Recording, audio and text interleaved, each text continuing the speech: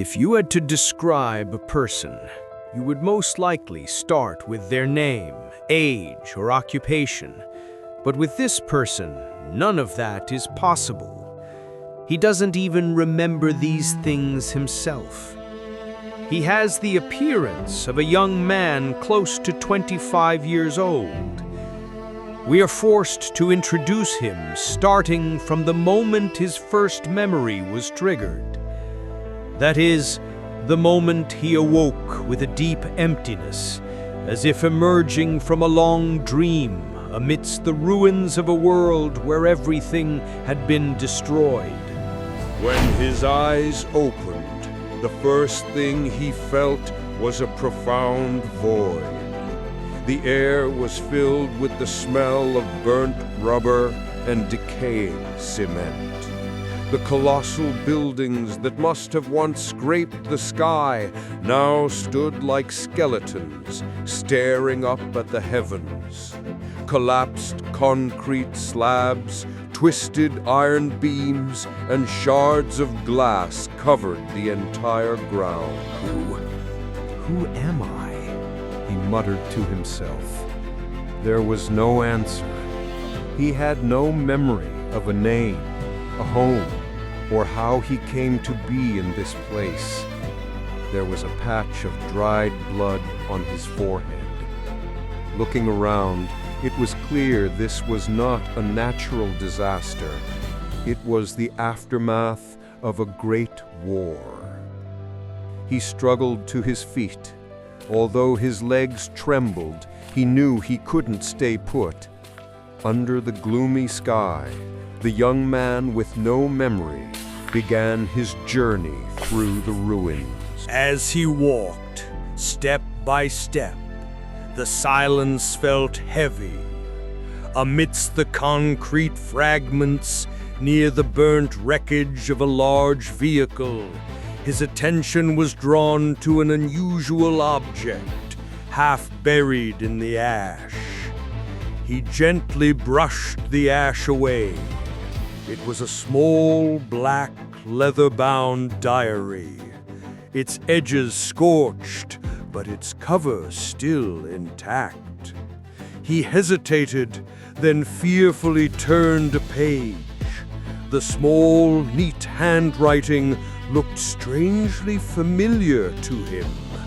Was it his own? He couldn't be sure.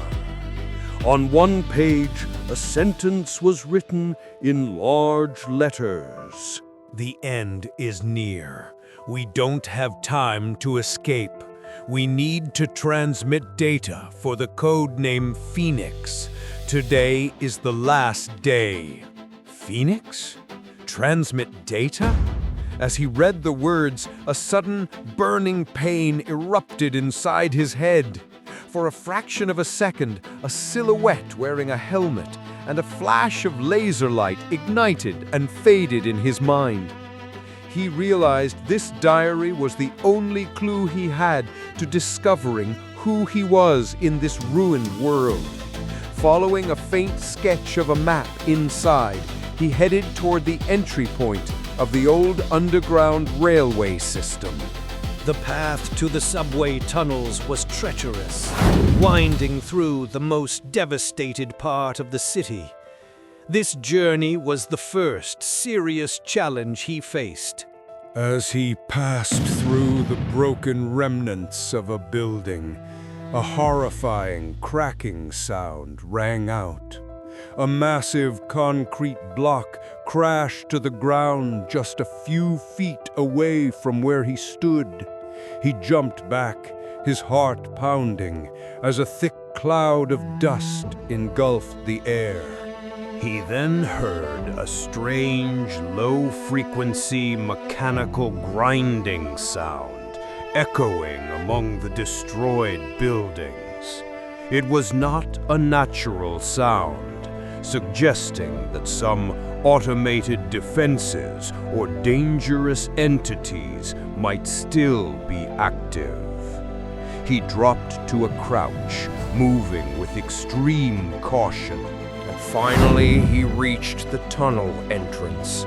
It was a large, circular black gap but it was blocked by a mangled, rusty bus wreck and a pile of iron beams. This was his final hurdle, entering the darkness. He exerted all his strength, pushing the wreckage aside. The sound of rusty metal grinding against concrete broke the pervasive silence. After ensuring no immediate response to the loud noise, he quickly slipped into the dark, damp, and chilling silence of the underground railway. Using the faint, cracked light from his old mobile phone, he navigated slowly into the tunnel. Beyond the smell of decay and the cold air, there was only oppressive silence. After a few moments, a rhythmic sound echoed from the dark tunnel ahead. It sounded like heavy, labored human footsteps. A few seconds later, breaking the gloom, a pale yellow light emerged on the horizon. It must have been the unstable light of an old torch or lantern. He immediately extinguished his phone light and retreated, sliding behind a pile of broken ventilation pipes and rusted metal against the tunnel wall. The figure's shadow, cast by the light, fell upon the wall. It seemed large, perhaps carrying a heavy pack or equipment. The stranger's steps approached the exact spot where the young man was hidden. Holding his breath, the protagonist could hear the labored breathing of the figure as they drew near. Then, suddenly, the footsteps stopped. The light ceased its movement.